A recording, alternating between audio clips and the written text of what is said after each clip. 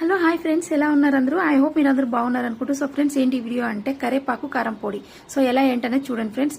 3 table స్పూన్లు శనగపప్పు and మనకి మినపప్పు ఒక 2 టేబుల్ స్పూన్లు, 3 టేబుల్ స్పూన్లు వచ్చి మనకి ధనియాలు అండ్ టేబుల్ స్పూన్నర వచ్చి మనకి జీలకర్ర పొడి, పెద్ద నిమ్మకాయ సైజ్ అంతా మనకి చింతపండు ఫ్రెండ్స్.